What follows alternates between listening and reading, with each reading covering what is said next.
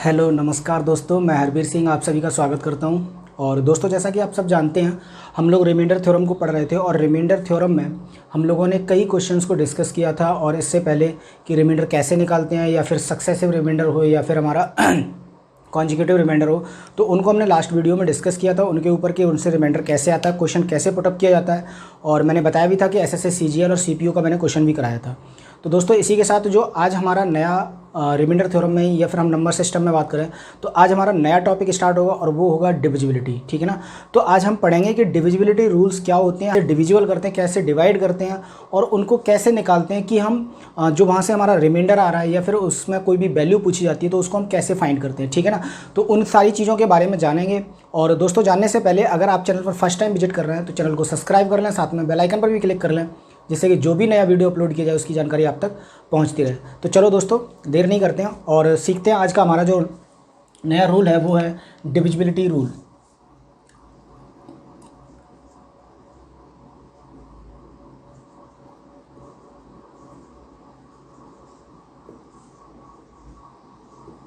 या इसे हिंदी में बोलते हैं हम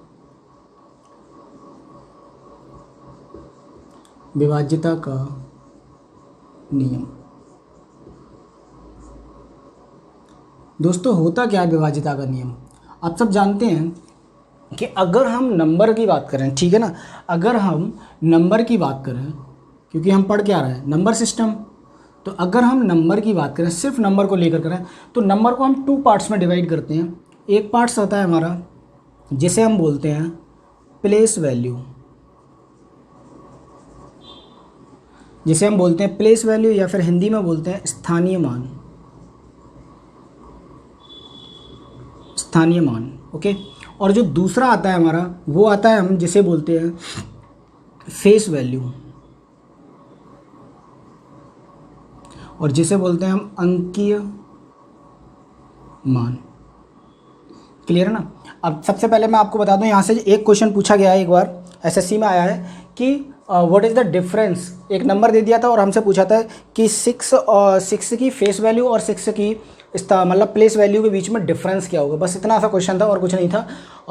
अब इसमें दोस्तों देखते हैं कि अगर हम फेस वैल्यू की बात करें तो फेस वैल्यू क्या होती है, कैसे हम नंबर की फेस वैल्यू को फाइंड करते हैं। तो आप समझ रहे होंगे, यहाँ पे साफ साफ लिखा है कि अंकीय मान। इसका मतलब होता है कि अगर कोई नंबर दिया है, जैसे मैंने यहाँ पे कोई भी नंबर ले लिया 5 6 7 8 3, मैंने एक नंबर लिखा है और मैंने कहा कि इसकी फेस वैल्यू, तो आप इसका मतलब क्या हुआ कि अगर ये 3 है तो इसके चेहरे पर जो आपको दिख रहा है, फेस का मतलब होता है चेहरा, और चेहरे पर जो सामने दिख रहा है वही फेस वैल्यू होती है। जैसे 3, तो 3 को हम 3 बोलेंगे, कभी भी 4 नहीं कह सकते, कभी भी 5 नहीं कह सकते, कभी भी 6 नहीं कह सकते।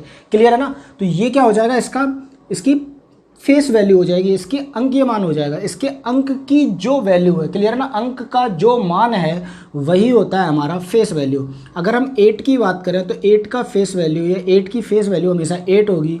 7 की बात करेंगे तो 7 की फेस वैल्यू हमेशा 7 होगी।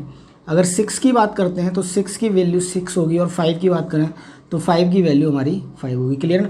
मतलब कि जो अंक पर हमें साफ साफ दिख रहा है वही हमारा क्या होता है, अंकीय मान होता है। क्लियर है ना। जो हमें अंक पर दिख रहा है, जो हमें उसके फेस पर दिख रहा है, वही क्या होता है, उसकी फेस वैल्यू होती है। क्लियर है ना। अब आते हैं हम प्लेस वैल्यू। यहाँ से दोस्तों डिविजिबिलिटी का कोई भी क्वेश्चन नहीं बनता, ना ही यहाँ से कोई भी रूल बनता है ऐसा, और ना ही यहाँ से एक बार एक क्वेश्चन पूछा गया है। और वो पूछा गया है कि जैसे मैंने कहा कि 5 का place value and difference between 5 place value and face value. ठीक है ना। तो 5 की प्लेस वैल्यू और बेस वैल्यू के बीच में एक क्वेश्चन पूछा गया था एक बार। तो अब वैसे ये क्वेश्चन यहाँ से कोई भी क्वेश्चन बनता नहीं है। चलो अब हम बात करते हैं स्थानीय मान की। ठीक है ना। प्लेस वैल्यू, यहाँ से बहुत सारे क्वेश्चन बनते हैं, तो इसको हम डीपली समझेंगे। अब देखो यहाँ से क्या क्या क्वेश्चन बनते हैं या कैसे क्वेश्चन बनते हैं, उनको हम जरूर देखेंगे। और दोस्तों, हम जानते हैं कि अगर हम प्लेस वैल्यू की बात करें, ठीक है ना, प्लेस वैल्यू की बात करें, तो प्लेस वैल्यू का मतलब होता है स्थानीय मान। जैसे मैंने अभी एक नंबर लिखा था 5 6 7 8 3। अगर ये नंबर हमें गिवन है, क्लियर है ना, ये नंबर गिवन है, तो अगर मैं कहूँ कि 3 की प्लेस वैल्यू, 3 का स्थानीय मान क्या होगा, तो अगर हम 3 के स्थानीय मान की बात करें तो दोस्तों हमने बचपन में पढ़ा था, हमें छोटे पे पढ़ाया गया था कि ये हमारा होता है इकाई का अंक, जिसे हम बोलते हैं वंस प्लेस, इसे हम बोलते हैं वंस प्लेस। और दूसरा होता है वो हमारा होता है टेंस प्लेस। थर्ड होता है हमारा जिसे हम बोलते हैं 100 प्लेट्स, 100 प्लेस, और सेकंड या मतलब हम फोर्थ नंबर को हम बोलते हैं इसे 1000, और ये क्या होता है हमारा 10,000। क्लियर है ना, 10,000। तो यहाँ पर हम बोलते हैं इसे इकाई, इसे दहाई, इसे सैकड़ा, इसे हज़ार और इसे 10,000। ठीक है ना दोस्तों, ऐसे ही हम चले जाते हैं 10,000, फिर लाख, 10 लाख, या फिर 10 लाख, 10 लाख, फिर करोड़, 10 करोड़, ऐसे हमारी वैल्यू क्या होती हैं, चलती चली जाती हैं। अगर हम यहीं पे बात करें इंटरनेशनल सिस्टम की, तो इसमें जो प्लेस वैल्यू होती है, इंटरनेशनल सिस्टम या फिर इंडियन सिस्टम, दो सिस्टम होते हैं हमारे मैथमेटिक्स में।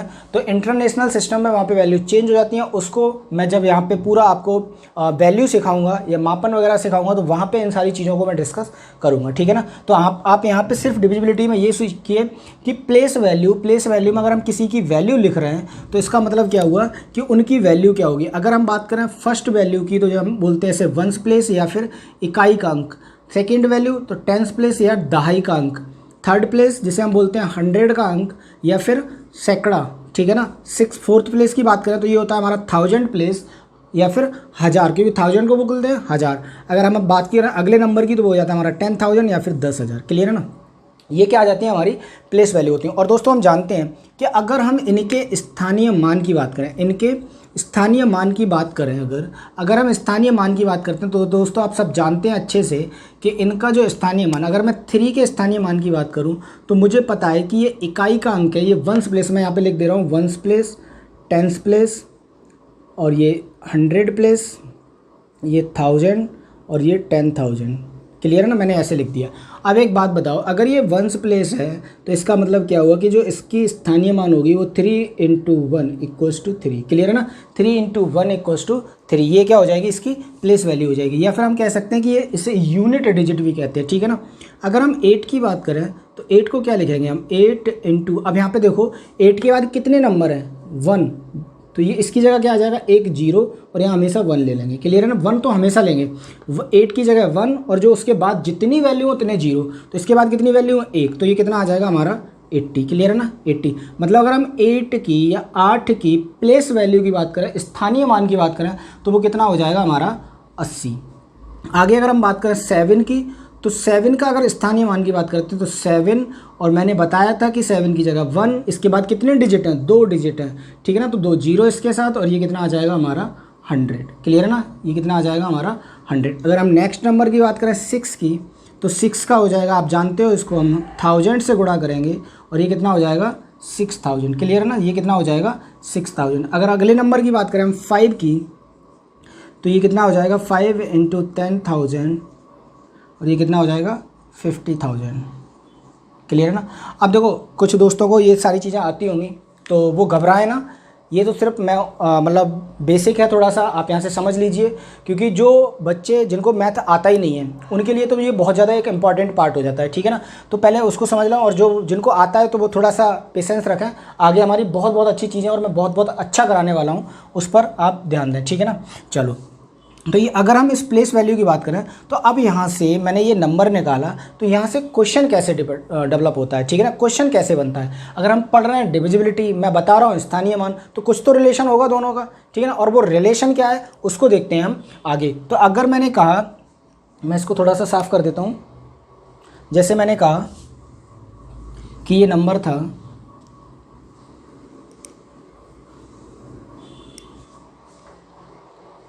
जैसे मैंने एक नंबर लिखा, मैंने कहा कि 57.33 या 349। ठीक है ना, मैंने क्या लिया, एक नंबर लिया 57.349। इसका मतलब क्या हुआ कि 57.349 को हम कैसे कर सकते हैं। ठीक है ना, इसकी अगर हम प्लेस वैल्यू की बात करें तो क्या निकालें। देखो भाई, यहाँ तो हम बता सकते हैं कि भाई ये कितना हो गया 7। ठीक है ना, ये कितना हो जाएगा 7, क्योंकि डेसिमल है। अब डेसिमल को यहाँ से आप इसको छोड़ दीजिए बिल्कुल। ठीक है ना, दशमलव वाली वैल्यू को बिल्कुल छोड़ दीजिए। अगर हम इधर बात करेंगे तो 7। क्लियर है ना, अगर हम 7 के बाद चलते हैं तो मैंने बताया था कि ये 5, क्योंकि ये क्या आ जाएगा इकाई का अंक वंस प्लेस, ये क्या आ जाएगा टेंस प्लेस। क्लियर है ना, ये वंस प्लेस, ये टेंस प्लेस, और यहाँ पे तो 7 हो जाएगा, इसकी वैल्यू क्या हो जाएगी 50, क्योंकि भाई मैं 10 से मल्टीप्लाई करूँगा तो क्या हो जाएगा 50। अब आ जाओ इधर, जब हम इधर चलते हैं, जब हम डेसिमल से या दशमलव से बाद में चलते हैं, तो दशमलव से बाद हमेशा याद रखेंगे कि जैसे हम दशमलव से लेफ़्ट साइड मूव कर रहे थे तो मैंने बताया था कि पहले 1 से, फिर 10 से, फिर 100 से, फिर 1000 से, ऐसे मल्टीप्लाई कर रहे थे। लेकिन जो हमारी वैल्यू होती है ये होता है हमारा, ये 10th प्लेस होता है हमारा, ये कौन सा होता है, ये 100th प्लेस होता है, 100th प्लेस, ठीक है ना, ये 1000th प्लेस होता है। क्लियर है ना। तो अगर हम बात करें 10th प्लेस की तो इसका मतलब हो जाएगा कि 3 इंटू 1/10। क्लियर है ना, 1/10। मतलब क्यों हमने ऐसा क्यों किया, क्योंकि हम सब जानते हैं कि अगर 3 को हम 10 से डिवाइड करेंगे तो वैल्यू क्या आएगी, 0.3। ठीक है ना, 0.3। तो इसको जो हम लिखते हैं 10th प्लेस को, वो क्या लिखते हैं, 3 इंटू 1/10। अगर हम बात करें 4 की, अगर हम बात करें 4 की, तो 4 की जो वैल्यू होगी वो हो जाएगी हमारी 4 इंटू 1/100, क्योंकि इसमें मैंने क्या लिखा था, 100th। ठीक है ना, 100th। अगर हम 9 की बात करें तो 9 को हम लिख सकते हैं 9 इंटू कितना, 1 2, तो ये कितना आ जाएगा, अब 2 0, और ये कितना आ जाएगा, मैंने बताया था कि एक जीरो उसके साथ चलता है, तो 2 0 ये, और एक जीरो हमारा जो साथ में चल रहा है वो कितना आ जाएगा, 1000। ठीक है ना, 1/1000। 5 की वैल्यू क्या हो जाएगी, 50, और 7 की वैल्यू क्या हो जाएगी, 7। क्लियर है ना। क्यों, क्योंकि ये क्या है, 10th प्लेस है, और 10th प्लेस का मतलब क्या हुआ कि 5 का मल्टीप्लाई जब 10 से करेंगे तो कितना हो जाएगा, 50 हो जाएगा। क्लियर है ना। चलो अब इसके बाद देखते हैं, जैसे कि मैंने ये नंबर लिखा था और मैंने यहाँ पे वैल्यू लिखी इसकी, ऐसे ही एक क्वेश्चन पूछा गया, बहुत अच्छा क्वेश्चन पूछा जाता है यहाँ से, और एक क्वेश्चन आया हुआ क्वेश्चन है और उसको भी डिस्कस करेंगे। और देखो कैसे क्वेश्चन आते हैं यहाँ से। क्वेश्चन लिखा है 47.2506। ठीक है ना, ये 2506 एक नंबर लिखा हुआ है कि 47.2506, और इसको इन्होंने लिखा है, इसको लिखा है 4a plus 7b plus 2c plus 5/d plus 6e। Clear है ना, 6e, इसको ऐसे लिख लो 6e। ये लिखा हुआ है इन्होंने कि 4a plus 7b plus 2c plus 5/d plus 6e। अब हमसे पूछा है कि इन्होंने ये तो दिया हुआ है, ये ऐसे समझो कि ये क्वेश्चन दिया हुआ है, और इस क्वेश्चन में हमसे पूछा है कि तो यह देन हाउ टू रिप्रेजेंट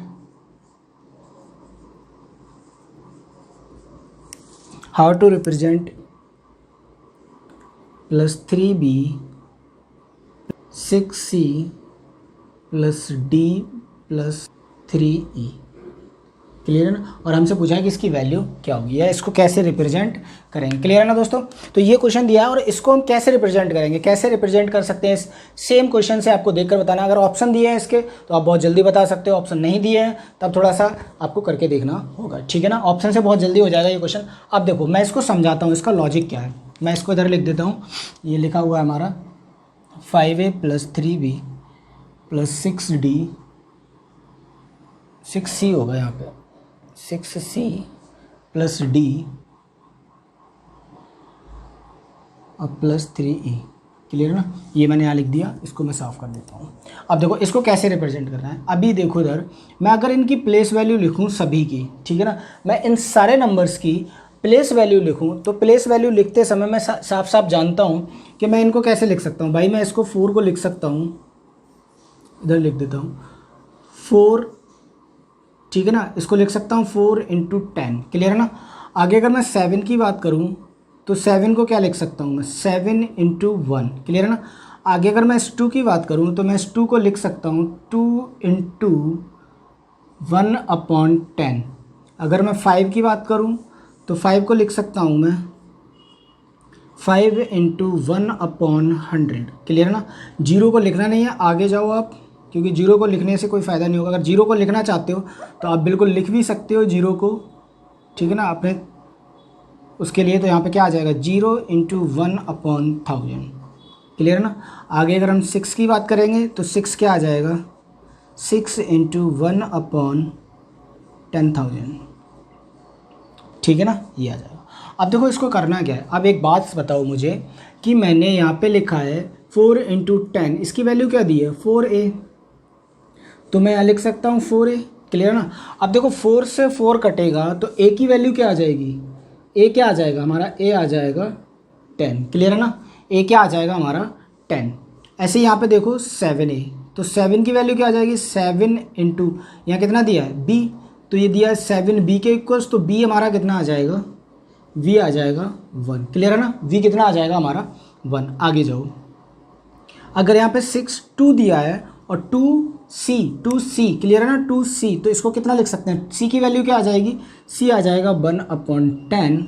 अगर हम यहीं पे बात करें 5/d, 5/d, तो देखो 5 से 5 कैंसिल और d अपॉन में है, दोनों अपॉन में है, तो इसका मतलब क्या हुआ कि जो d की वैल्यू आ जाएगी वो कितनी आ जाएगी हमारी 100। क्लियर है ना, अगर यहाँ से तो 0 आएगा भाई, यहाँ से क्या आ जाएगा 0, और वहाँ भी दिया नहीं है कुछ e की, मतलब बोल सकते हैं। अब e की वैल्यू कितनी दी है हमें 6e, और 6e की वैल्यू क्या आ जाएगी, जो e की वैल्यू आएगी वो आ जाएगी हमारी 1/10,000। क्लियर है ना, 1/10,000। अब बस ये करना है, इसके बाद क्या करना है, इस नंबर को हमें रिप्रेजेंट कर देना। अब देखो इस नंबर को कैसे करेंगे, मुझे पता है कि a की वैल्यू कितनी निकाली मैंने 10, तो मैं यहाँ कर सकता हूँ 50 भाई, a का मल्टीप्लाइड 5 से करेंगे तो 5 10 जा, क्योंकि a की जगह कितना रखेंगे हम 10, और 5 10 जा 50, या 5 5 ढाई 50। क्लियर है ना, ऐसे b की वैल्यू कितनी दी है 1, तो कितना हो जाएगा भाई 3 एकन 3। देखो अभी मैंने क्या लिखा है, ये पूरा नंबर है, डेसिमल में नहीं है भाई।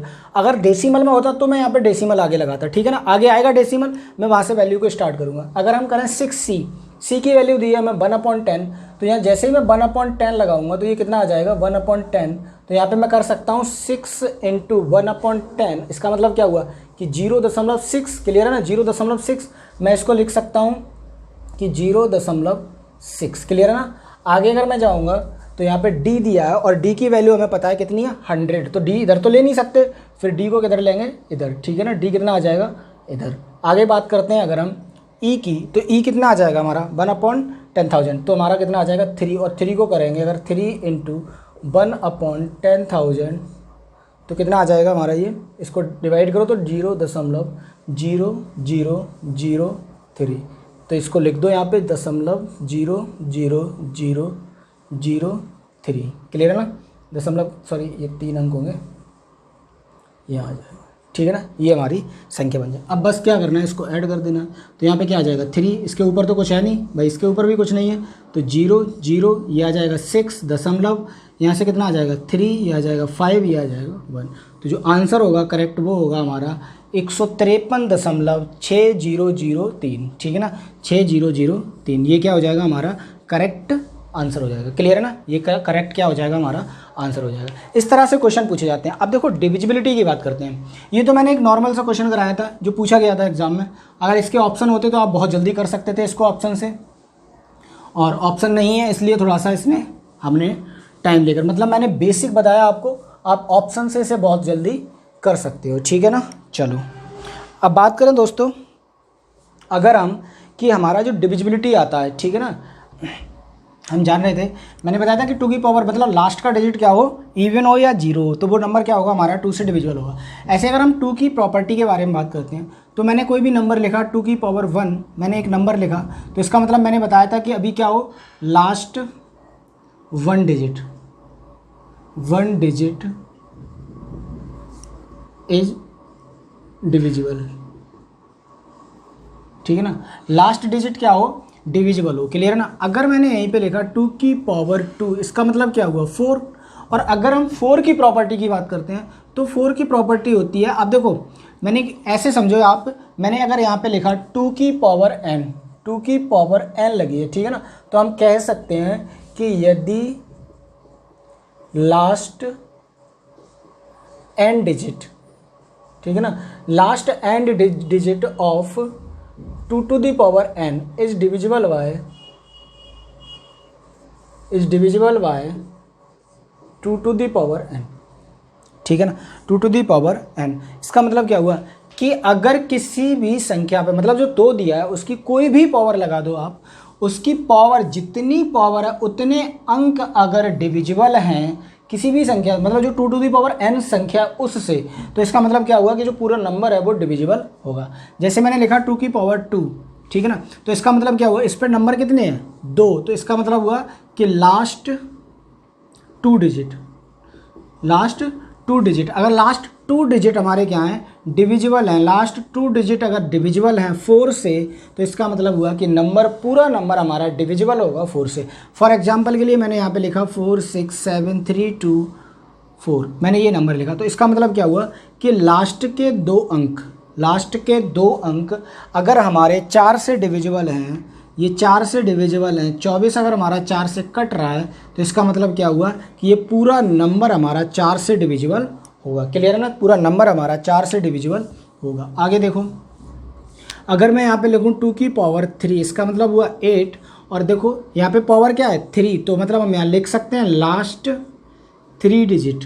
क्लियर है ना, last 3 digit is divisible by 8, then number will be divisible by 8, number भी 8 से क्या होगा, विभाजित होगा। क्लियर है ना, ऐसे। आगे समझो 2 की पावर 4, इसका मतलब क्या हुआ कि इसको हम लिख सकते हैं 16, और इसका मतलब हुआ कि लास्ट, अब भाई पावर क्या है 4, तो हम यहाँ लिख सकते हैं लास्ट 4 डिजिट। आप यहाँ से सीधे सीधे समझ रहे होंगे कि जितनी पावर लगी है उतने ही अंक क्या हों, डिविजिबल होना चाहिए। ठीक है ना, उतने ही अंक क्या हों, विभाजित हों, तो वो हमारी 2 की प्रॉपर्टी में जाता है। ऐसे आप आगे चले जाएंगे, कुछ भी ले लो, 2 की पावर 5 ले लो, तो इसका मतलब हो जाएगा 32। अब इसका मतलब क्या हुआ, लास्ट 5 डिजिट। क्लियर है ना, बहुत अच्छे से समझ रहे होंगे आप लोग, ये क्लियर हो गया होगा। आप, मैंने लिखा 2 की पावर 6, तो इसको मैं लिख सकता हूँ 64, इसका मतलब हुआ कि लास्ट 6 डिजिट।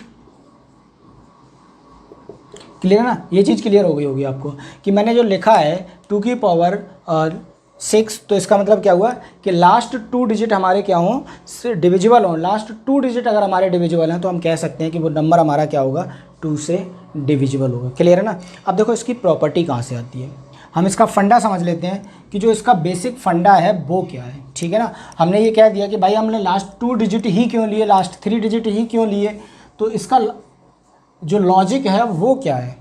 ठीक है ना, जो लॉजिक है, मेन लॉजिक वो क्या है, उसको समझ लेते हैं। तो देखो लॉजिक की अगर हम बात करें, मैंने बताया था दोस्तों कि अगर कोई भी नंबर गिवन है, मैंने कहा कि एक नंबर है मेरे पास AB, ठीक है ना, AB, अगर मैं इस नंबर को लिखता हूँ, इस नंबर को लिख सकता हूँ, तो मैं ऐसे लिखूँगा, इसको अलग अलग लिखूँ, अलग अलग अगर इस नंबर को लिखूँ मैं, तो लिख सकता हूँ 10A + B। ठीक है ना, 10A + B, ये क्या हो गया, हमारा नंबर हो गया। अगर ये नंबर है और मुझे डिवाइड करना है भाई इसे 2 से, क्लियर है ना, इसे डिवाइड किससे करना है, 2 से, तो इसका मतलब मैं कह सकता हूँ कि देखो 2 5 जा 10, मतलब ये नंबर तो हमारा कंप्लीटली डिविजिबल है।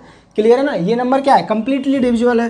इसका मतलब नंबर कौन सा डिविजिबल होना है, यहाँ से अगर हम निकालें तो रिमाइंडर 0 आएगा, और अगर मेरा इस B से रिमाइंडर 0 आ जाए, मतलब हमारा जो B है वो कंप्लीट डिवाइड हो जाए, कंप्लीट विभाजित हो जाए, तो इसका मतलब हम कह सकते हैं कि ये नंबर हमारा पूरा का पूरा नंबर हमारा 2 से डिविजिबल होगा। क्लियर है ना, तो इसका मतलब क्या हुआ कि जो B है, B क्या है, B इस संख्या का क्या है, लास्ट डिजिट। आप देख रहे होंगे B क्या है इस संख्या का, लास्ट डिजिट। जो हमने AB लिया था, इसका B क्या है, लास्ट डिजिट है। क्लियर है ना, लास्ट डिजिट, आप यहाँ पे समझ रहे हो। तो इसका मतलब हम कह सकते हैं कि अगर किसी भी संख्या का लास्ट डिजिट डिविजिबल है 2 से, तो वो पूरी संख्या डिविजिबल होगी 2 से। क्लियर है ना, ऐसे ही समझो 4 का। अगर मैंने यहाँ पे लिखा ABC, मैंने 3 वैल्यू ले ली, ठीक है ना, 3 डिजिट की एक संख्या ले ली, मैं इसको लिख सकता हूँ 100A + 10B + C। क्लियर है ना, ये लिख सकता हूँ। अब मैंने क्या कहा, 100A, इसको अगर मैं 4 से पूरी संख्या को अगर मैं डिवाइड करूं, तो आप लोग देखेंगे यहाँ पे कि 4 से डिवाइड करोगे तो भाई ये 100 तो कंप्लीट डिविजिबल होगा, क्योंकि 4 से कट करेंगे ये 100 25 बार कट जाएगा। ठीक है ना, तो ये नंबर कट होगा, लेकिन क्या ये नंबर कट होगा, ये दोनों, मतलब ना तो 10 कट होगा ना ही C कट होगा। क्लियर है ना, तो जब ये नंबर कट नहीं हो तो हम कह सकते हैं कि अगर ये दोनों अंक भी हमारे कट जाएँ, ये लास्ट 2 अंकों से जो संख्या बन रही है, ये संख्या अगर हमारी कट जाए, तो क्या होगा, हमारा जो नंबर होगा वो पूरा पूरा 4 से डिविजिबल होगा। ठीक है ना, तो हमारे जो लास्ट 2 अंक हैं B10B + C, अगर इससे मैं संख्या बनाऊं तो संख्या क्या बनेगी, BC। ठीक है ना, आप लोग यहाँ पे ध्यान रखना, मैंने अभी जो बताया था कि अगर हम संख्या बनाते हैं, जैसे मैंने कहा कि कोई 4 अंकों की संख्या बनानी है, तो सिंपल ABC, ठीक है ना, D, तो इसको अगर हम संख्या के रूप में लिख सकते हैं, तो सेम ये 1 place, 2nd place, 3rd place, 4th place, वही प्लेस वैल्यू पे आ जाते हैं हमारा। तो यहाँ पे आ जाएगा हमारा D, ये आ जाएगा हमारा 10C, ये आ जाएगा हमारा 100B, और ये क्या आ जाएगा हमारा 1000।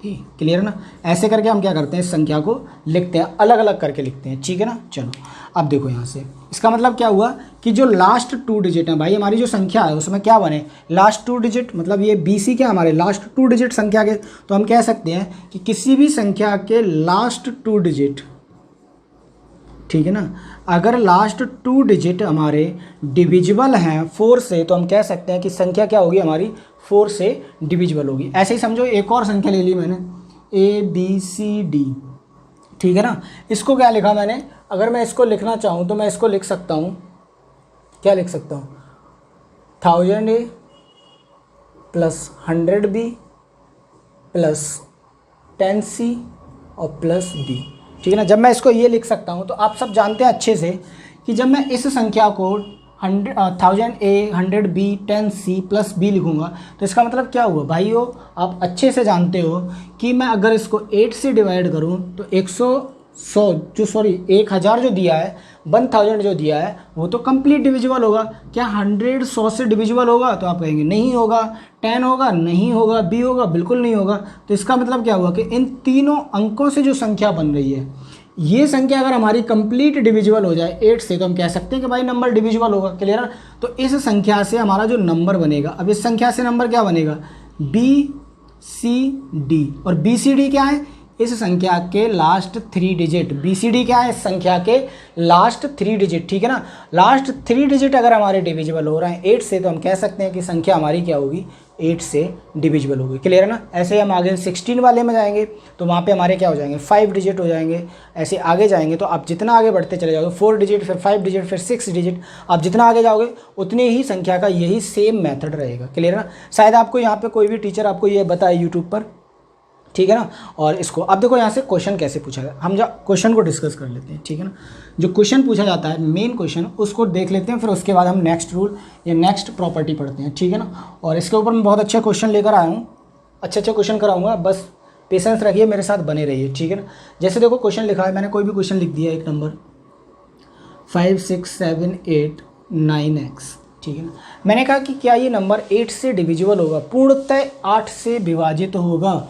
तो 8 से विभाजित होने का मतलब क्या हुआ, 8 से डिविजिबल होने का मतलब है कि हमने अभी अभी पढ़ा था कि इसके लास्ट 3 अंक क्या हो जाएं, डिविजिबल हो जाएं। 8 से मतलब लास्ट के 3 अंक विभाजित हो जाएं, तो हम कह सकते हैं कि नंबर डिविजिबल होगा। तो एक बात बताओ दोस्तों, मैं यहाँ पे क्या कर सकता हूँ, x की जगह मैं क्या लिख सकता हूँ, x की जगह लिख सकता हूँ मैं 0 1 2 3 4 5 6 7 8 9। भाई यही नंबर तो लिख सकता हूँ, क्योंकि हम 10 तो लिख ही नहीं सकते, क्योंकि हमारा डिजिट क्या है, अंक क्या है, 1 है, ठीक है ना। तो अब एक बात बताओ, मैं अगर इसको 0 रखूँ तो ये कितना हो जाएगा, 890। क्या ये 8 से डिविजिबल है, तो 8 से डिवाइड करके देख लो, 8 एकन 8 बचा 9, 8 एकन 8 बचा 1 0, तो 8 10 तो डिविजिबल होगा ही नहीं, ठीक है ना। तो ये नंबर हम कह सकते हैं कि 0 तो हमारा आएगा ही नहीं। चलो 1 को रख के देख लेते हैं। अब 1 को रखोगे तो कितना हो जाएगा, 891, ठीक है ना। अब फिर डिवाइड करोगे तो 891 तो बिल्कुल नहीं होगा, क्योंकि ऑड नंबर है तो ये डिविजिबल नहीं होगा। 2 रख के देखो, ठीक है ना। तो 2 रखोगे कितना हो जाएगा, 8 एकन 8 8 एकन 1 8 12 हो जाएगा, फिर भी नहीं कटेगा, मतलब 2 भी नहीं रख सकते। 3 रखो, तो 3 जैसे ही रखोगे आप कितना हो जाएगा, 3 ऑड है तो ये भी नहीं हो सकता, मतलब ये भी डिविजिबल नहीं होगा। अगर हम 4 रखें तो कितना हो जाएगा भाई, 8 एकन 8 8 एकन 8 बचा कितना 14, और 14 8 से डिविजिबल नहीं होगा। तो मतलब हम कह सकते हैं कि 4 भी नहीं होगा। 5 हम रख नहीं सकते, ऑड है। 6 हम रख के देख लेते हैं, तो 6 कितना हो जाएगा, अब ये डिविजिबल हो जाएगा। देखो 8 से डिवाइड करोगे, 8 से तो कितना हो जाएगा, 8 से डिवाइड कर दो, 8 एकन 8 बचा 9, 8 एकन 8 बचा 1 16 हो जाएगा, 8 दूनी 16। मतलब हम कह सकते हैं कि ये नंबर क्या होगा हमारा कंप्लीट, जो x की वैल्यू होगी वो क्या होगी हमारी 6 होगी। x की वैल्यू क्या हो जाएगी हमारी 6 हो जाएगी, ठीक है ना। x की वैल्यू क्या हो जाएगी 6। अब दोस्तों आप आगे भी रख के देख सकते हो, ठीक है ना। देखो 7 रखोगे, 7 ऑड है, ये हो नहीं सकता। 8 रखोगे तो 18 हो जाएगा, ये भी नहीं होगा। 9 रखोगे, 9 ऑड है, ये भी नहीं होगा, ठीक है ना। तो नंबर क्या हो जाएगा, जो हमारा करेक्ट आंसर होगा वो क्या हो जाएगा 6 हो जाएगा। क्लियर है ना। देखो ऐसे ही हमारे क्वेश्चन पूछे जाएंगे। चलो इसके बाद दोस्तों देखते हैं हम नेक्स्ट हमारा जो रूल है वो नेक्स्ट रूल क्या है, ठीक है ना। नेक्स्ट रूल की बात करते हैं। तो जैसे मैंने कहा कि ये 2 का रूल था, ऐसे ही एक रूल होता है 5 का, ठीक है ना। एक रूल क्या होता है 5 का, तो उसको भी समझ लो। मैंने कहा कि अगर 5 की पावर n है, 5 की पावर n है, तो मैं कह सकता हूँ कि यदि last n digit, same rule है जो 2 का था वही same rule, n digit of 5 to the power n is divisible bye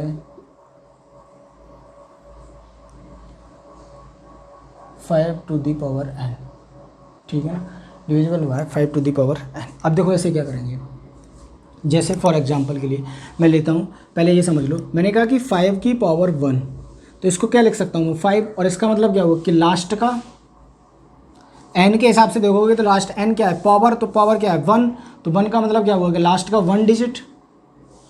मतलब हम कह सकते हैं कि अगर हम 5 की प्रॉपर्टी पे जाएंगे तो आप ध्यान रखना 5 की प्रॉपर्टी होती है कि लास्ट में हमेशा 5 होना चाहिए या 0, ठीक है ना, लास्ट में क्या हो, हमेशा 5 हो या 0 हो, तभी ये नंबर क्या होगा 5 से डिविजिबल होगा, ठीक है ना। अगर हम 5 की पावर 2 की बात करें तो ये क्या हो जाएगा 5 टू दी पावर 2, ये कितना आ जाएगा हमारा लास्ट 2 डिजिट, ठीक है ना, लास्ट 2 डिजिट। अगर हम बात करें 5 टू दी पावर 3 तो इसका मतलब क्या हो जाएगा, सॉरी 5 टू दी पावर 2 का मतलब 25, 125, और इसका मतलब क्या होगा लास्ट 2 डिजिट, यहाँ पे क्या लिख सकते हैं हम लास्ट 3 डिजिट।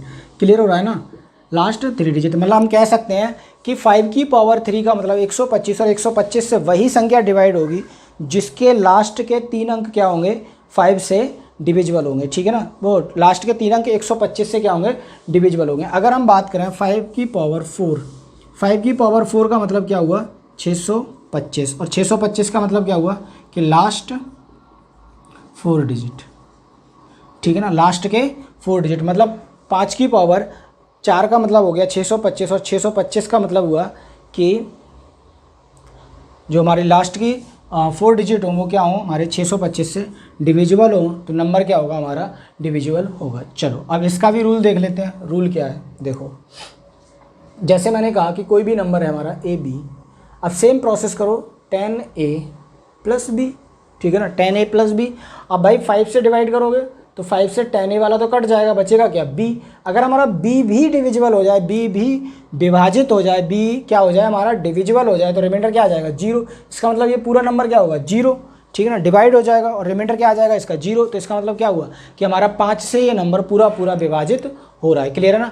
अब देखो क्योंकि लास्ट का डिजिट करना था, अगर हम बात करें 25 की तो मैं यहाँ पे लिख सकता हूँ कोई भी नंबर ले लो, ऐसे लिख लो ABC, इसको लिखेंगे तो 100A plus 10B plus C।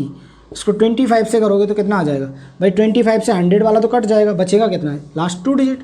तो आप सिंपल कह सकते हो, सेम प्रोसेस वही है कि लास्ट के 2 डिजिट इसके डिवाइड हो जाए, तो इसका मतलब क्या होगा नंबर हमारा डिविजिबल होगा। चलो इसके बाद देखते हैं हम दोस्तों नेक्स्ट रूल, और नेक्स्ट रूल पर क्वेश्चन कैसे आते हैं उनको हम चेक करते हैं, ठीक है ना। जैसे हमारा नंबर है 3 और 9, 3 और 9, देखो 3 और 9 का रूल समझ लो, ये बहुत अच्छा रूल है, 3 and 9,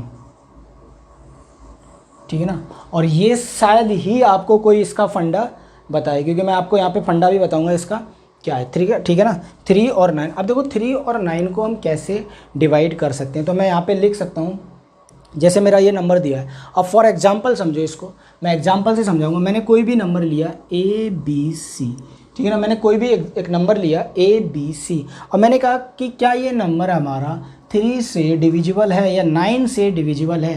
तो इसका मतलब क्या हुआ, अगर ये नंबर 3 से डिविजिबल है तो मैं इसको ऐसे लिख सकता हूँ 100A plus 10B plus C upon 3, या कुछ भी लिख दो, अभी कुछ मत लिखो आप, ठीक है ना, ये तो लिख सकता हूँ। अब देखो इस नंबर को मैं और क्या लिख सकता हूँ, अब मुझे डिवाइड करना है, ठीक है ना, तो इसको मैं क्या लिख सकता हूँ, इसको लिख सकता हूँ मैं इस 100 को 99A प्लस A लिख सकता हूँ ना। ऐसे ही मैं इस 10 को क्या लिख सकता हूँ 9B plus B plus C कर दूँ मैं, ठीक है ना। अब दोस्तों एक बात बताओ मुझे, मैं इसको लिख सकता हूँ 99A प्लस ये 9B प्लस और ये A plus B plus C, clear है ना, ये कर सकता हूँ। अब मैं यहाँ से 9 कॉमन ले सकता हूँ दोनों से, तो 9 कॉमन लोगे तो कितना आ जाएगा 11A प्लस B, ठीक है ना, 11A प्लस B, और यहाँ पे कितना आ जाएगा हमारा plus ABC plus A plus B plus C। तो इसका मतलब क्या हुआ दोस्तों कि अगर मैं इस नंबर को 3 से डिवाइड करता हूँ, इस नंबर को 3 से डिवाइड करता हूँ, तो इसका मतलब क्या होगा कि ये 3 तो डिविजिबल होगा, क्लियर है ना। ये 3 क्या होगा इससे डिविजिबल, सॉरी 9 क्या होगा इस 3 से डिविजिबल होगा। बचेगा क्या ABC। अगर ये नंबर भी हमारा डिवाइड हो जाए, रिमाइंडर यहाँ से भी 0 आ जाए, तो हम कह सकते हैं कि पूरा नंबर क्या होगा हमारा डिविजिबल होगा। पूरा नंबर क्या हो जाएगा हमारा डिविजिबल होगा। और अगर पूरा नंबर डिविजिबल है तो इसका मतलब क्या हुआ कि इन लास्ट डिजिट पर डिपेंड करेगा भाई। और ये लास्ट डिजिट क्या है A + B + C। हम कह सकते हैं कि संख्या के अंकों का योग, संख्या के अंकों का योग, क्योंकि ABC क्या है हमारे अंक हैं। तो हम कह सकते हैं कि अगर हम 3 की बात करें, 3 की डिविजिबिलिटी की रूल की बात करते हैं, तो हम यहाँ पे कह सकते हैं कि if the sum of digit of number, ठीक है ना, अगर यहाँ पे लिख सकते हैं कि if the sum of all digit of the number, the sum of all digit of the number is divisible by, ऐसे बस नंबर इतना समझो, ठीक है ना। अगर किसी भी नंबर के डिजिट का सम, मतलब उसके अंक हैं उनका सम अगर 3 से डिविजिबल है तो क्या है, नंबर हमारा 3 से डिविजिबल होगा। ऐसे अगर हम बात करें दोस्तों यहाँ पे 9 की, तो मैं अगर 9 लिखूँगा तो 9 से 9 कट जाएगा, लेकिन ये नंबर फिर भी नहीं कटेगा। तो इसमें सेम प्रोसेस लिखना है कि if the sum of all digit of the number, मतलब नंबर के सभी डिजिट का सम 9 से डिविजिबल है, तो वो क्या नंबर होगा हमारा 9 से डिविजिबल होगा। क्लियर है ना। चलो इसके बाद देखते हैं हम अगला रूल, जो हमारा अगला रूल कहता है 11 का, वो क्या है उसको चेक कर लेते हैं, उसके बाद क्वेश्चन लगाते हैं कुछ। अब बात करें हम 7 की या फिर किसी और नंबर की, तो उनको भी चेक करेंगे, ठीक है ना। जैसे दिया है यहाँ पे देखो कोई नंबर, मैंने एक नंबर लिया जैसे ये मैं 11 की प्रॉपर्टी पढ़ा रहा हूँ, ठीक है ना। ABCD, मैंने एक नंबर लिखा ABCD। अब देखो मैं इसको क्या लिख सकता हूँ, मैं इसको अगर लिखूँ तो 1000A + 100B + 10C + D, ठीक है ना। या फिर एक और नंबर ले लो यहाँ पे E, तो मैं यहाँ पे क्या लिख सकता हूँ, एक और 0 बढ़ाना पड़ेगा फिर हमें। ये कितना हो जाएगा, इसको चलो ले लो, तो ये हो जाएगा हमारा 10,000A + 1000B + 100C + 10D + ये हो जाएगा। क्लियर है ना भाई। मैं इस A को क्या लिख सकता हूँ, इसको मैं लिख सकता हूँ 9999, ठीक है ना, 4 बार 9 + A, ये लिख सकता हूँ भाई। एक A ऐड करोगे तो ये 10,000 हो जाएगा, ठीक है ना। ऐसे ही मैं B को क्या लिख सकता हूँ, B को अगर मैं 1000 की बात करूँ, ठीक है ना, तो क्या 1000 11 से डिविजिबल है, बिल्कुल नहीं है। अगर मैं यहाँ पे क्या करूँ +1 कर दूँ, तो जो हमारा नंबर आएगा 1001, ये क्या होगा 11 से डिविजिबल होगा। तो एक बात बताओ दोस्तों, मैं अगर यहाँ पे मैं लिख दूँ 1000B + B - B, भाई मैंने एक भी ऐड किया, एक भी सब्ट्रैक्ट कर दिया, ये दोनों क्या हो जाएंगे, आपस में कट जाएंगे, हमारी इक्वेशन पर कोई फ़र्क नहीं पड़ेगा। ऐसे ही मैं क्या लिखूँ 100C को मैं लिख सकता हूँ 99C + C। ऐसे ही मैं D को क्या लिख सकता हूँ 10D + D - D, और E को हम ऐसे ही लिखा छोड़ दें, ठीक है ना। E को हम ऐसा ही लिखा छोड़ दें। अब आगे देखो, अब यहाँ से मैं लिखूँ 999A + मैं इस 99 वाली संख्या को ले लूँ, ठीक है ना, तो ये कितना आ जाएगा, ये आ जाएगा हमारा 99, कितना है 99C + और E को ले लो, ठीक है ना। ये आगे देखो ये आ जाएगा। अब यहाँ पे क्या बचेगा हमारा, ये हो गया ये। हाँ देखो आगे हम क्या कर सकते हैं भाई, मैं यहाँ पे लिख सकता हूँ A, ठीक है ना, ऐसे लिखो इसको, चलो ये इतना छोड़ दो, इसको ऐसे ले लो +A + C + E, ठीक है ना। ये अब देखो हम क्या करेंगे, इसको इधर कर दो, इसको इधर कर दो। आगे मैं क्या कर सकता हूँ, यहाँ से B को ले लो, तो आप B को क्या कर सकते हैं, B को B और B कितना हो जाएगा 1 0 1 B प्लस ये कितना हो जाएगा 11D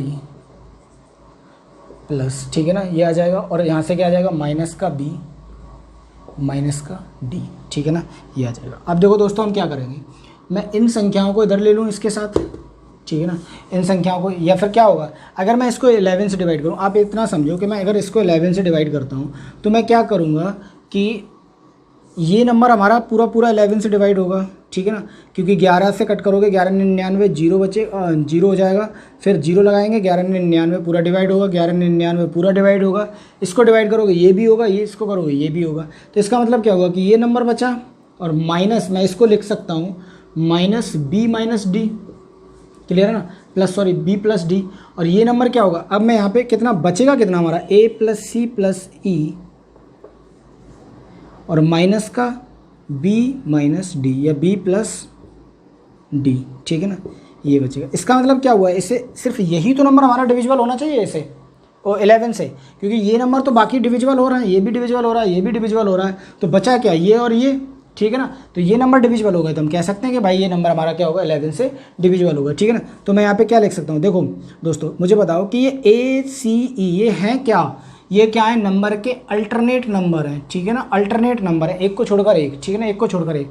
मतलब हम कह सकते हैं यहाँ पे कि अगर 11 की हम प्रोबेबिलिटी मतलब डिविजिबिलिटी बताते हैं तो हम कह सकते हैं कि किसी भी नंबर के सम प्लेस और विषम प्लेस का डिफरेंस, इनका डिफरेंस कितना आ जाए, या तो 0 आ जाए या 11 से 11 का क्या आ जाए, मल्टीपल आ जाए, ठीक है ना, 11 का मल्टीपल। मतलब मैं कह सकता हूँ कि 0 आ जाए या 11 का मल्टीपल आ जाए, हम कह सकते हैं कि जो हमारा नंबर होगा ABCDE वो नंबर क्या होगा 11 से डिविजिबल होगा, ठीक है। इस पर एक क्वेश्चन देख लेते हैं, थोड़ा सा और क्लियर हो जाएगा। देखो क्वेश्चन क्या है,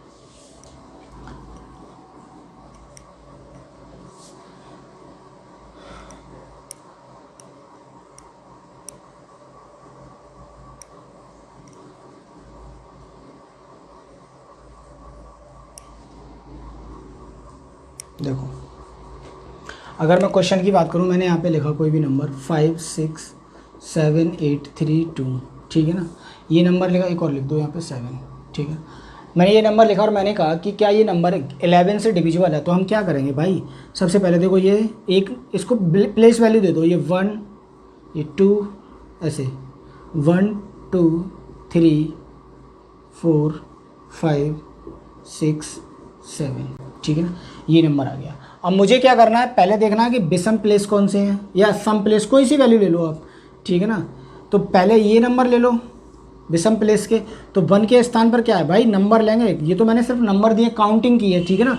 तो 5 प्लस यहाँ पे क्या आ जाएगा, इसकी जगह 7 प्लस 5 की जगह 3 प्लस 7 की जगह 7, ठीक है ना, इनको ऐड करो माइनस। अब सम प्लेस तो क्या आ जाएगा 6 प्लस 8 प्लस 2, इनको ऐड कर लो, तो ये कितना आ जाएगा 7 10 10 और ये कितना आ जाएगा 12 22 22 माइनस यहाँ पे करोगे 10 10 10 6 16 और इनका डिफरेंस निकालोगे तो कितना आ जाएगा 6।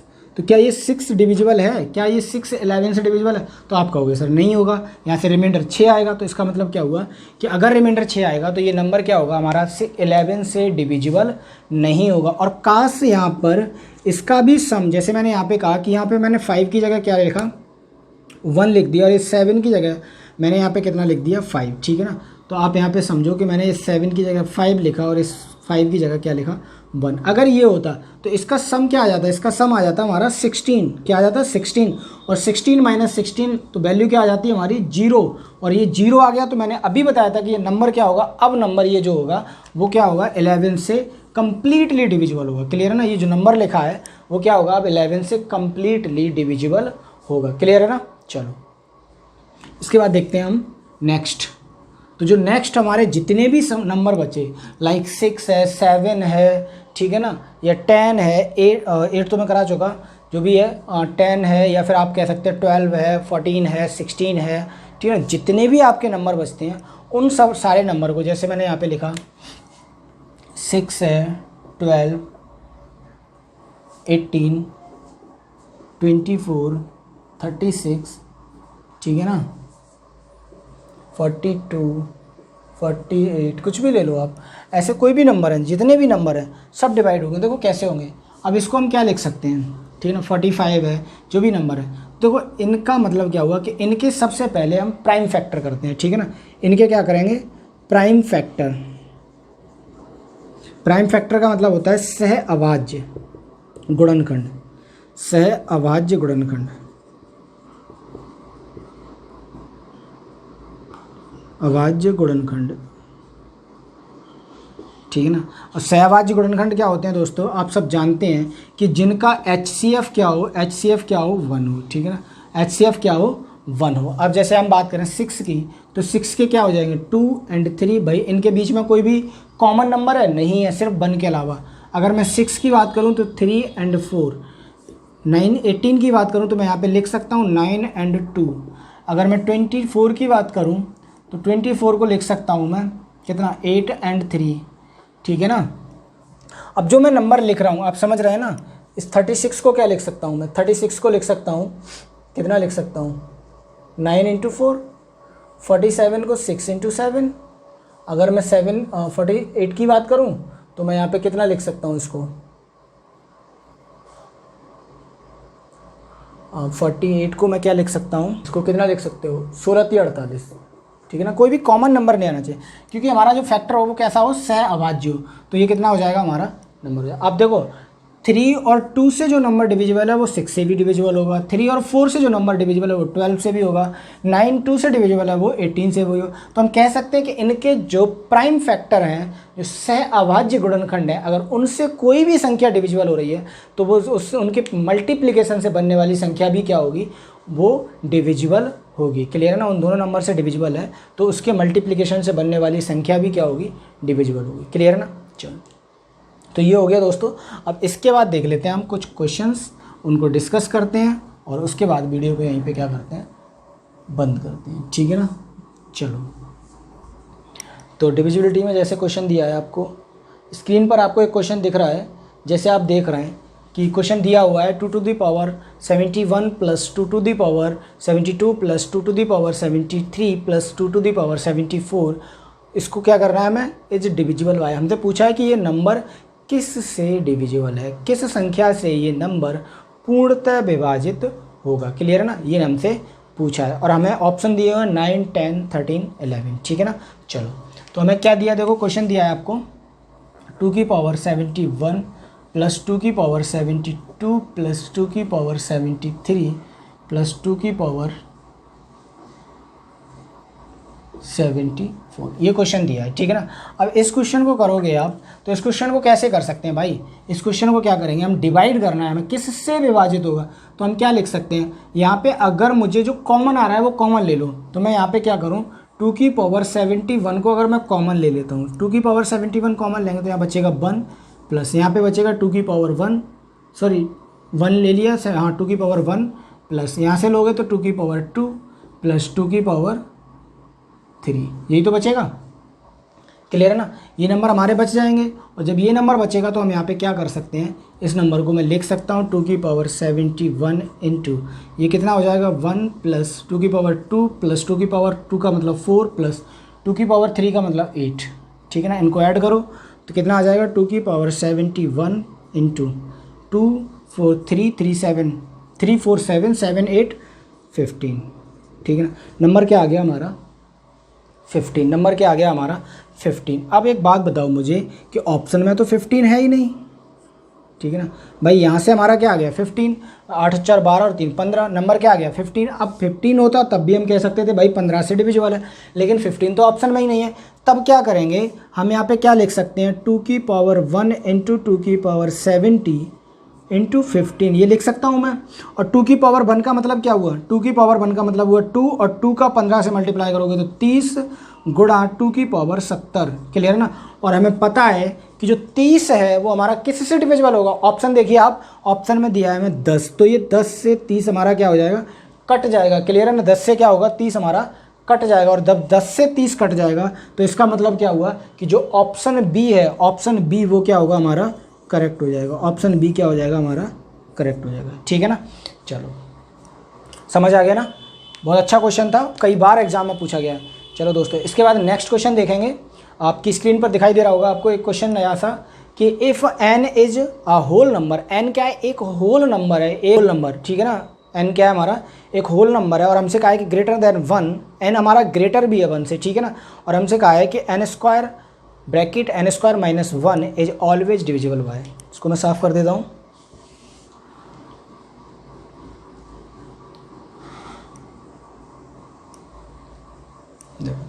हमसे क्या कहा है कि n क्या है, इज ग्रेटर देन 1, n हमेशा 1 से बड़ा है, तो हमें दिया है कि n स्क्वायर माइनस 1 ये किससे हमेशा विभाजित होगा, ठीक है ना, किस नंबर से हमेशा क्या होगा, विभाजित होगा। ऑप्शन दिए हैं हमारे 16, 12, 8 एंड 10, ठीक है ना। तो देखो हमें पता है दोस्तों कि अगर ये 1 से बड़ा है, n क्या है, 1 से बड़ा है, तो मैं अगर n की जगह 2 रख दूँ, n की जगह 2 रख दूँ तो क्या होगा, सबसे स्मॉलेस्ट नंबर निकल के आएगा।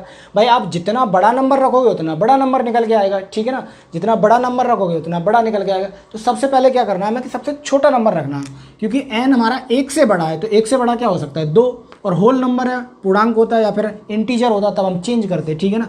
तो यहाँ पे n की जगह क्या रखूँ मैं, 2 रख दूँ, तो यहाँ पे 2 रखूँगा मैं जब, तो ये क्या हो जाएगा, 2 की पावर 2, 2 की पावर 2 माइनस 1, 2 की पावर 2 का मतलब 4, और ये कितना आ जाएगा, ये हो जाएगा हमारा 2 की पावर मतलब 4 माइनस 1, और 4 गुणा 3 मतलब आ जाएगा हमारा 12। इसका मतलब क्या होगा कि ये नंबर हमेशा 12 से डिविजिबल होगा, क्लियर है ना। ये नंबर क्या होगा, ऑलवेज डिविजिबल बाय 12, क्लियर है ना, ऑलवेज डिविजिबल बाय 12। आप कुछ भी रख के देख लो आप इसके आगे, जैसे मैंने क्या कहा कि n की वैल्यू मैंने क्या रखी, 3, n की वैल्यू क्या रखी, 3, तो इसका मतलब क्या हुआ, n की वैल्यू 3 रखूँगा तो यहाँ पे आ जाएगा 9 इंटू 9 माइनस 1 8 आ जाएगा, और 8 निम कितना आ जाएगा, 72। हम कह सकते हैं कि क्या 72 12 से डिविजिबल नहीं होगा, तो हम कह सकते हैं बिल्कुल होगा, क्यों नहीं होगा, 12 6 72, भाई ये क्या होगा, क्लियर डिविजिबल होगा, क्लियर है ना।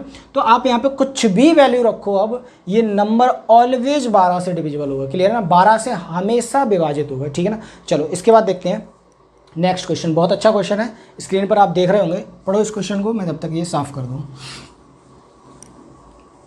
देखो नंबर क्या दिया है हमें, क्वेश्चन दिया है हमें कि if n is a even number, ठीक है ना, n is a even, n क्या है हमारा, इवन है, तो हमसे कहा है कि 6 की पावर n माइनस 1, ठीक है ना, हमें दिया है कि n इज इवन, n क्या है हमारा, इवन है, तो हमसे पूछा है 6 की पावर n माइनस 1, ये हमेशा डिविजिबल होगा, इज ऑलवेज डिविजिबल बाय, किससे डिविजिबल होगा।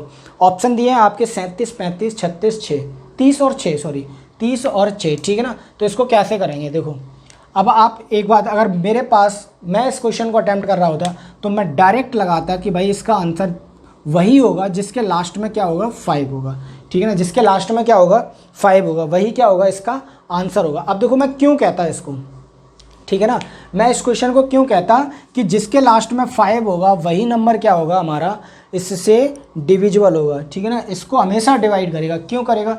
अब देखो मैंने कहा कि लास्ट डिजिट क्या हो, 5 हो, ऑप्शन देखो, ऑप्शन में एक ही ऑप्शन हमारा जो 35 है, वही क्या होगा इसका 35 क्या करेगा, डिवाइड करेगा। अब देखो आप कहोगे कैसे डिवाइड करेगा, तो मैं अगर n की कोई भी पावर रखूँ, इवन रखो, आप 0 रखो, तो क्या हो जाएगा, 0 वैसे इवन नहीं लेते हम, कहीं कहीं लेते हैं, किसी किसी बुक में लिखा है 0 को भी ले सकते हैं, तो आप 0 रख लो, कोई परेशानी नहीं है। तो 6 की पावर 0 का मतलब क्या हो जाएगा, 6 की पावर 0, और 6 की पावर 0 का मतलब 1, ठीक है ना, 6 की पावर 0 का मतलब हो जाएगा 1, और 1 में से 1 माइनस करोगे वैल्यू आ जाएगी 0, और 0 हमेशा 5 से डिविजिबल होगी 0 टाइम, क्लियर है ना। चलो इसकी वैल्यू रख लेते हैं हम 2, तो 2 रखोगे तो कितना हो जाएगा, 6 छंग 36, या 6 6 36 माइनस 1, और ये आ जाएगा हमारा 35, ऑप्शन क्या आ गया हमारा 35, क्लियर है ना। आप देखो एक बात हमेशा दोस्तों याद रखना कि 6 की पावर कुछ भी लगा दो, 6 की पावर जो मर्जी लगा दो, लास्ट डिजिट क्या होगा, last digit always comes 6, last digit क्या आएगा, हमेशा 6 आएगा, ठीक है ना। अब एक बात बताओ, लास्ट डिजिट जब हमेशा 6 आएगा और हम 1 को क्या कर रहे थे, यहाँ से माइनस कर रहे थे, 1 को क्या कर रहे थे, माइनस, तो इसका मतलब क्या हुआ कि अगर हम 1 को माइनस कर रहे हैं तो इसका मतलब हुआ कि जो हमारा क्वेश्चन है मैं अभी बता सकता हूँ 6 में से जब 1 माइनस करोगे वैल्यू क्या आएगी 5। तो हम कह सकते हैं ऑप्शन को देख करके कि वो नंबर जिसके लास्ट में 5 होगा वो हमेशा इस नंबर को डिविजिबल करेगा, ठीक है ना, इस नंबर को हमेशा क्या करेगा, डिविजिबल करेगा। तो दोस्तों ये क्वेश्चन थे हमारे और ये डिविजिबिलिटी रूल था। अगर आपको वीडियो पसंद आया हो तो वीडियो को लाइक कर दें, अपने दोस्त जितने भी हैं सभी को शेयर कर दें, कमेंट्स करना बिल्कुल ना भूलें। आपका जो भी सजेशन हो आप अपना सजेशन दें। और दोस्तों आज के बाद जो भी वीडियो पर एक अच्छा सा कमेंट करेगा, ठीक है ना, मोटिवेशनल कमेंट होगा, अच्छा कमेंट होगा, उसको मैं नेक्स्ट वीडियो में आपको यहाँ पर उसका नाम और उसके कमेंट के साथ यहाँ पे दिखाऊंगा, ठीक है ना। तो इसी के साथ दोस्तों आपको वीडियो कैसा लगा ज़रूर बताएं और आप चैनल को सब्सक्राइब करना बिल्कुल ना भूलें। और दोस्तों इसी के साथ मैं चलता हूँ। जय हिंद, जय भारत।